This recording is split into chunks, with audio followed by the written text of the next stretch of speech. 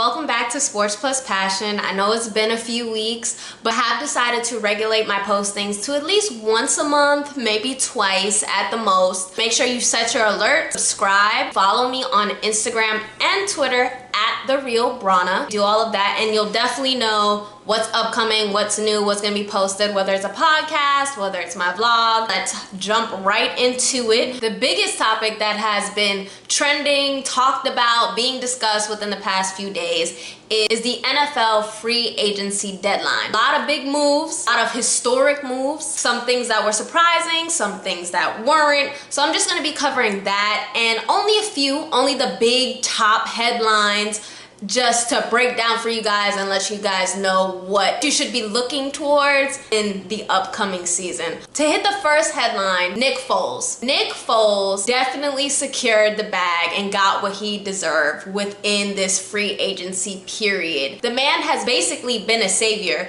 to the Philadelphia Eagles within the last 2 years. I thought their savior was going to be Carson Wentz. He has, maybe like 30-40% of the time, he has been injury prone, and Nick Foles has stepped up. He was put on the back burner. He was expected to be just the backup, just to be there sometimes. But because Carson Wentz went out with such serious injuries, Nick Foles really became their starter. They basically had two starters and they were flopping back and forth between when Wentz was healthy and when Foles was healthy, and there was a lot of conversation going on about who's better, who's the better quarterback, who's the better franchise quarterback, who should they stick with, and who should be put on backup permanently. What was the decision going to be? They didn't really have to make a decision because Foles decided to leave, and now they're gonna have to depend on Wentz. And not only that, they got really lucky, Nick Foles being able to step up, because when he was originally signed as the backup, when they grabbed Wentz from the draft, nobody really paid attention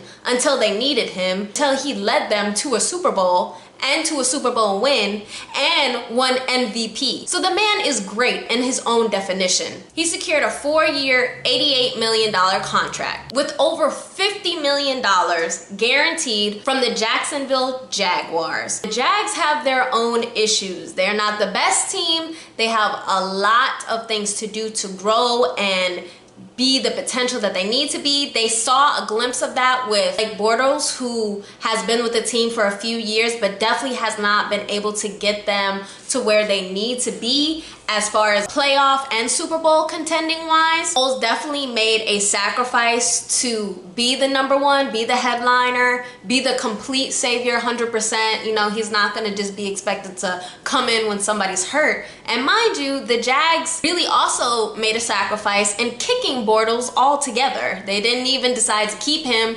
They were like, nope, you gotta go. It's obvious that the Jags are willing to make sacrifices to get to where they need to be. Foles, yes, he's leaning more towards the security and the money, but he is also leaning towards being a franchise player, and he is a franchise player. He just wasn't being paid what he should have been getting paid, and he wasn't getting all of the spotlight, which is what he's gonna get with the Jags. Now, are they gonna go to the Super Bowl and win? I mean, I'm not sure if or when that may happen. Overall, Nick Foles definitely did get what he deserved, and I'm excited to see what he does with this Jaguars team. Moving on, how can I skip over Antonio Brown? I didn't skip over him, but I didn't really want to talk about him first because, my God, how many times have you seen this guy in the headlines? Everybody knew he was going to leave. Nobody knew where. He played people straight up as far as, no, I'm not going to that team. Nah, that's a lie. Nah, that's fake news. He sat out. He caused so much drama ahead of this signing, but I'm proud of him. I am so happy that Antonio Brown put up a fight to let the league know, let fans know, let the public know that players are now know what they're worth, and they're gonna fight for it. That's evident, especially with this free agency deadline. People got paid. I wish I had the time to go through all of them, but people really secured bags this time around. They know what they're worth, they're not letting down, and they're gonna get the money that they deserve. Antonio Brown definitely put a stamp on the fact that players are coming after what they want. Just to put this in perspective for you guys, Steelers were only going to offer Antonio Brown 3 years with a little over $38 million. None of it was guaranteed. So if something happened that changed his career, that changed his course, that changed their course, he wasn't gonna get paid. If you didn't know that, and now you know that now, maybe you understand why he put up the fight that he did, that he sacrificed a whole season of playing for the money, for security, not just money, security, for his family, for his future. And he deserves it because he's a great player. Let me just put this in perspective for you. In the past year, Antonio Brown dropped one pass out of 170 targets. Come on. That's only one stat out of the over 8 years that he has given to the league. He holds a top spot for touchdowns plus yardage. He has 8 touchdowns that have been thrown for more than 20 yards. That's the most in the NFL. Not only can this man run, he can catch, and it don't matter how far it's coming from. So yeah, he deserves to get paid. And not only that, he was drafted in 2010 in round 6. Not only has he surpassed his expectations, he's become one of the greatest wide receivers in the entire league. Now he's going to be in Cali with the Raiders, who are actually moving to Las Vegas. And with them, secured 3 years, over $54 million, and about $30 million guaranteed. The Steelers were not fighting for him. They were fighting against him. That's why he was fighting back. He told them, you know, I'm this, I'm that, I deserve this. And they said, sorry, no, but we still need you to win Super Bowls, so you're just gonna have to stay. And that's not fair. He's the reason why you guys are where you are, one of the top-notch teams. He also has helped other teammates like Juju Smith be incredible. I mean, the man has not only influence, but veteran status and the ability to provide energy to a team. He's a dedicated player. He did what he had to get what he deserved back from the league. I'm not mad at him for that. I cannot wait to see what not only Nick Foles does, but Antonio Brown does, now that they're motivated by the fact that they are saying, yeah, you do deserve this money. We're gonna pay you, and we just want to make sure that you produce greatness, which you already do. Now you'll be more motivated to do it because you're actually getting paid for it. Besides those big 2 moves, you have the Super Bowl aftermath teams. You have the Rams and you have the Pats. So the Rams are sticking with what they have, securing that, because they're a great team. They don't really need much else. I just think they had a lot of lessons to learn in a short amount of time with such a young team.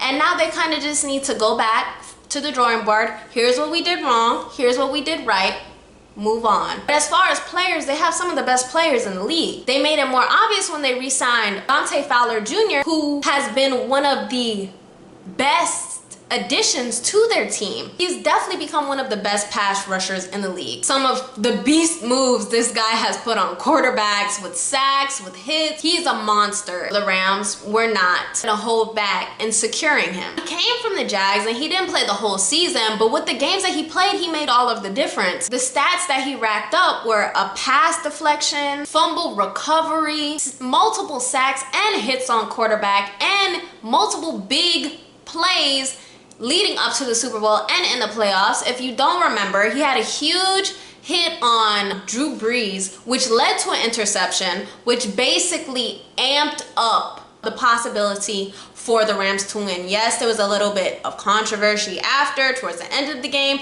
but that was probably, if not the biggest play of the game that allowed the Rams to win and move on to the Super Bowl. The Rams have also secured a few other big guys, and I'm sure they will continue in that path.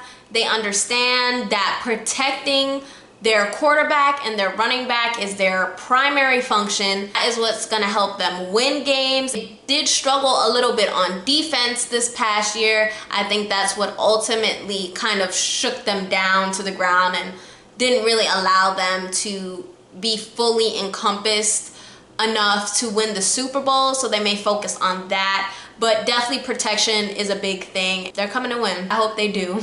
Then you have the Pats. Biggest player that they lost during this free agency deadline, Trent Brown. He is now the highest paid offensive lineman in NFL history. The whole history of the NFL, he is the highest paid offensive lineman. And he is now with the Raiders, along with Antonio Brown. Raiders are definitely handing out money, making sacrifices. As I said, Pats did not act fast enough because he was definitely the biggest protection for Tom Brady. He often protected his weak side. This is the guy who's like Tom Brady's bodyguard. Now he doesn't have one anymore. And to have that title is like, you really gotta be the best in the league. Not only did they lose him, but they lost Nat Soldier last year with the same situation.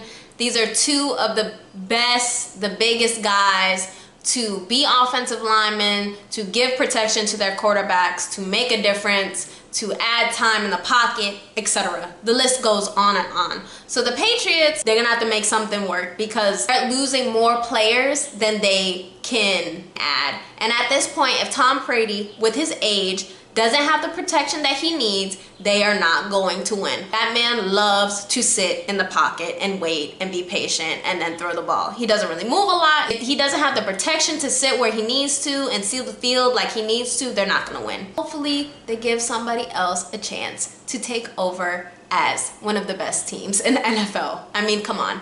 Been winning for forever. Don't you think it's time to retire? But I'm not gonna go into that. Honorable mention, Cole Beasley, who was with the Cowboys, who was one of the clutchest players for the Cowboys in the past few years, has decided to move on as well. Because he, again, like other players, are starting to realize what they're worth. He has definitely openly expressed that he should be paid like one of the best slot receivers in the league, and he is. In the past 4 years, he's averaged 57 catches for 600 yards and 4 touchdowns per season. He's a beast. You never really see him, but then he's there and then he's in the touchdown zone. He's kind of just a little bit magical. So now he's with the Bills as a 7-year vet. He definitely has time left. He's still young and he can only get better. I think this was a big game changer for the NFL as a whole, for free agents, for players who are coming in.